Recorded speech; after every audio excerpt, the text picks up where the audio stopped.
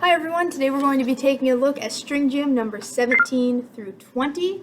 And as you can see, this is a video. I have a cello. This is for cello and bass only. This is the first time all year I've had to do separate videos for each instrument because string gym has different parts depending on what instrument you play. And so we're going to take a look starting with number 17. I will say that bass, there are a couple of times that you're playing slightly different notes octaves-wise than the cellos. In other words, they might play a higher pitch note and you might play a lower pitch note, but you actually play the same letter name notes the whole time. So I'll try to talk about the differences as we go through this, and of course we talked about them in lessons as well. So speaking of same letter name of the pitch, but different, whether it's high or low, that when we talk about that is actually talking about an octave. So what octave you're playing in. You can see number 17 is called Octave Jumps on G. So an octave is when we play two different notes that have the same letter name, but one is higher and one is lower. And so you can think about how we've already encountered several notes in music that have the same letter name. So you know two Ds when we play the D major scale. You play open D, and then you have a high D that you know how to play. Those two notes are an octave apart. And 17 is talking about octave of Gs. So cellos, if you look at measure 2, because by the way, I don't know if you noticed this yet, but the first measure is very easy. You all know how to play the first measure already. It's just a measure of rest. So if you look at measure 2, cellos, your first three notes are open G, and then your half note at the end of the measure is 4 fingers on the D string, or high G, higher G than what the open G is. Bass, yours is a little bit backwards. You play your open G first, and then go down to what is a new note for you, 2 fingers on the E string, that's low G. Okay, so it's going to sound a little bit different depending on if you're cello or bass, but it will sound something like this, measure 2. Okay, and bass, yours will actually sound backwards. It'll be the higher note first and then the lower note. But either way, you're playing all G's the whole time. Measures 3 and 4, the notes are G, G, so low G, higher G, G, G, and then 2 half notes of open D.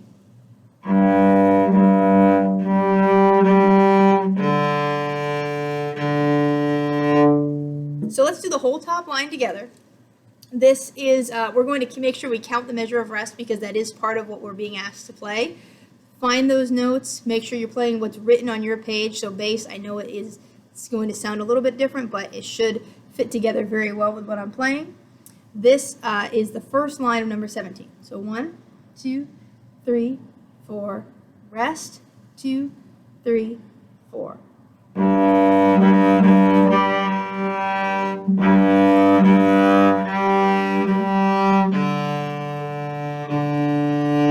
Excellent. And then if you look at the second line, you should see it looks very similar to the first line, but the only difference is that instead of a D for the last note, you have open G, and it's actually open G for everyone. So I'm going to play the second line now of number 17. So 1, 2, 3, 4, rest, 2, 3, 4.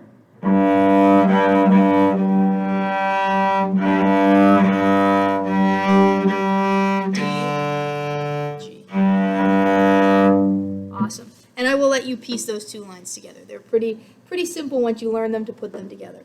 Moving on to number 18, called Tuning Our E's. This one is actually a lot more similar for cello and bass, so this one hopefully will work better if you struggled with number 17. But as you look through number 18, there are only 3 different notes that you play. Open D, open A, and E, which is 1 finger on the D string. So let's go through number 18 right now and read our notes, then we'll play through it. So 1, 2, here we go. D, A, D, E, D, D, A, D, D, E, E.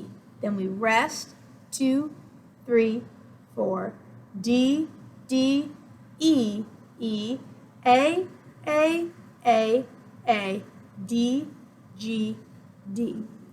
So my hope is that we are very comfortable with the open strings, with reading those notes. Hopefully we can do E, read E as well, but if you're still struggling with reading some of the finger notes, that's okay. I know we've been working really hard on it, but that is something that is tough to do, to learn. But I want those open strings to be really confident that you can read them and play them very easily. So here is number 18 all the way through. 1, 2, here we go.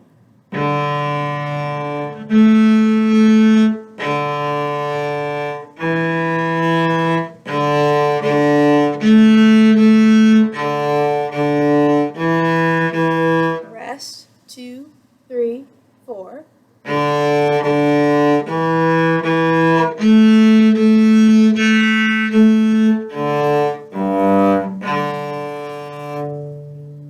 Awesome.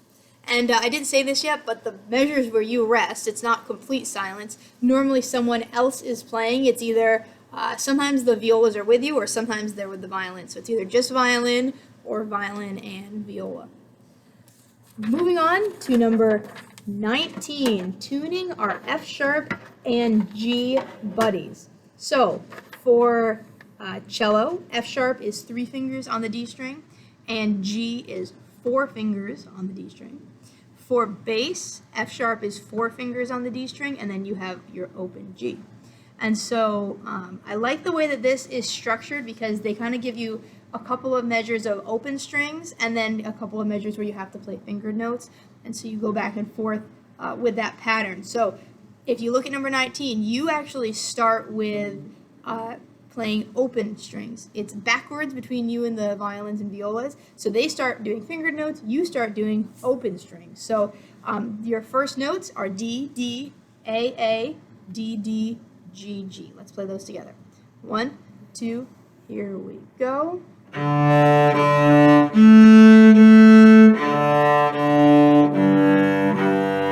Then you get some half notes, and this pattern should look familiar.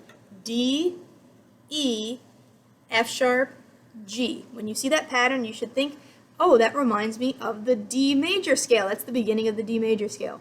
And that's exactly what it is. It's the first 4 notes of the D major scale. So let's play those. Here we go. D, E, F sharp, G.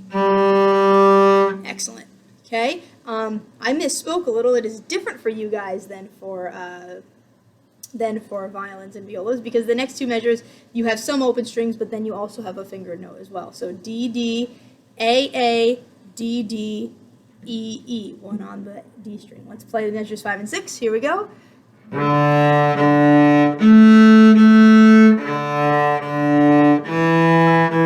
Then you have F sharp, G, G, A, D. Let's do it. Here we go. All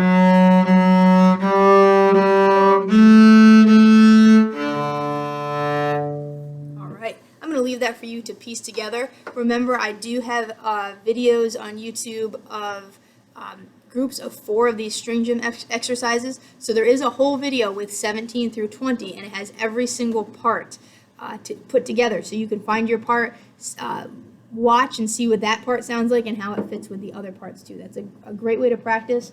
Or if you're having a hard time doing this whole thing at once, you can do little sections, pick 2 measures at a time, read the notes, and then play them, and then put all the sections together after.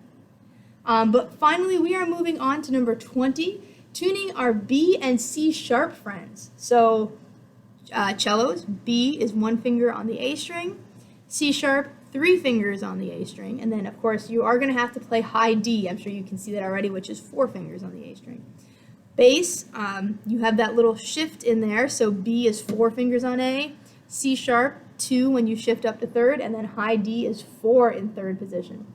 Let's do this 1 line at a time. So let's read the notes for our first line. The first line of music goes like this: A, D, D, A,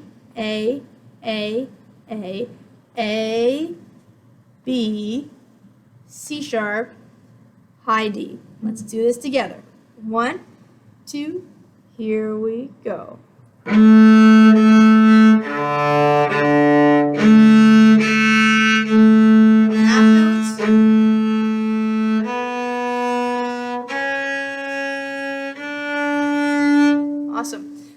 half notes, hopefully you noticed, that is actually the second half of the D major scale. So we played the first half, the first 4 notes in number 19. Number 20, we play the second half of the D major scale. Moving on to line 2, measure 5 is a measure of rest, and then your notes starting in measure 6 are A, B, B, C sharp, high D, open D, E, E, A. Let's play that line, including the measure of rest. So 1, 2, here we go, rest, 2, 3, open A.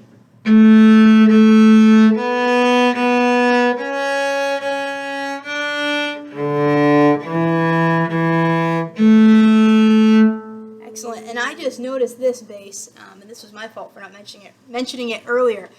In measure 6, you have A, B, C sharp, D, but in a different octave. This is on the A string. So you have open A, 1 finger B, and 4 fingers C sharp. So you've actually learned a few new notes in this one bass, which is good. It kind of gets you ready for some harder stuff that we'll be doing later this year and next year. Let me play all of 20 for you guys. So here we go. 1, 2, 3, 4.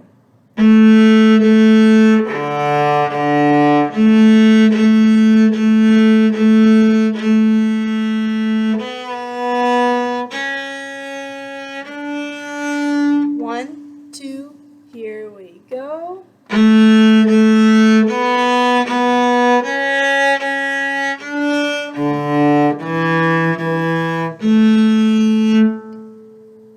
Okay, that is 17 through 20. Keep practicing these, keep working hard on them. Also remember to go back and review numbers 1 through 8. Those you should be really comfortable with because they are just open strings, and you should be able to start going to the videos, the combined videos, and playing along with all the parts together and feel pretty confident with that. So I will see you in your next lesson.